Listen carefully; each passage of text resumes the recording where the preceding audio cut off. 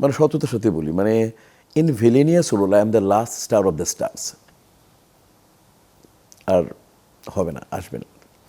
আজকের দিনের মিশা সওদাগর ক্যারিয়ারের একটা অন্যরকম একটা পর্যায়ে আছে। আমি যদি আপনার কাছে জানতে চাই যে আজকের এই মিশা সওদাগর যদি চলচ্চিত্র থেকে চলে যায়, তাহলে তার বিকল্প হিসেবে মানে খল চরিত্রে এমন একজন আছে কি?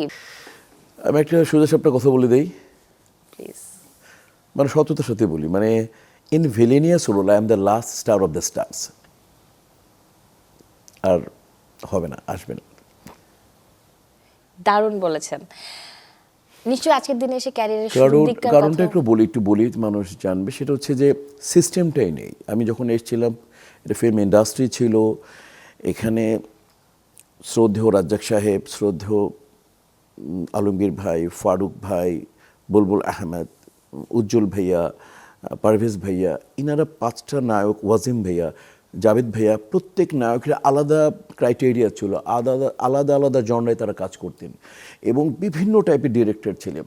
কেউ ফোক বানাচ্ছেন, কেউ সামাজিক অ্যাকশন বানাচ্ছেন, কেউ অ্যাকশন বানাচ্ছেন, কেউ ক্যারেটের উপর ছবি বানাচ্ছেন, কেউ উপন্যাস ভিত্তিক ছবি বানাচ্ছেন। 1200 হল ছিল তখন। মানে শাবানাজি, ববিতা আপু, কবরী আপু, সুচরিতা ম্যাম, এই সব বড় বড়, সুচন্দা ম্যাম, সব বড় বড় আর্টিস্ট ছিলেন।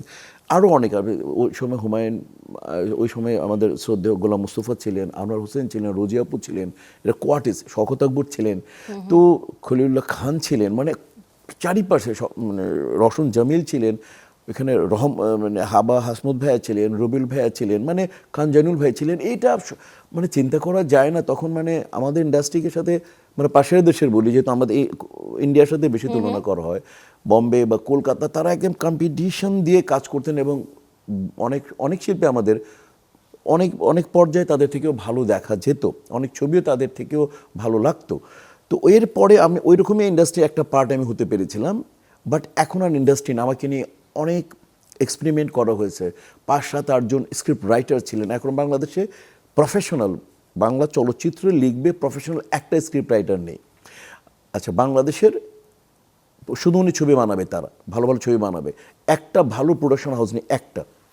আচ্ছা, কমার্শিয়াল ছবিতে এখন 1 থেকে 3 জন ডিরেক্টর নিজে ছবি বানাচ্ছে, 1 থেকে 3টা প্রোডাকশন হাউস নেই।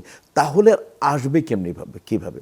প্রথম তো মানুষ কাজ শিখবে, কাজ জানবে, কারণ স্বপ্ন মানুষ তখনই দেখবে যখন যে স্বপ্নে আলোকিত থাকে আশপাশ। স্বপ্ন ওইটা দেখবে না যে স্বপ্নে কোনো আলোকিত নেই। এখন তো আর চলচ্চিত্র আলোকময় নয়, আলোকিত নয়। এই জন্য এটা একটা কারণ। আবেগ ছিল আগে, এখন কিন্তু ওই আবেগটা ধীরে ধীরে জি কমে জি যাচ্ছে। জি জি ইন্ডাস্ট্রি ছিল, ইন্ডাস্ট্রি বিকাম, কি বলবো, যে ক্লোজড।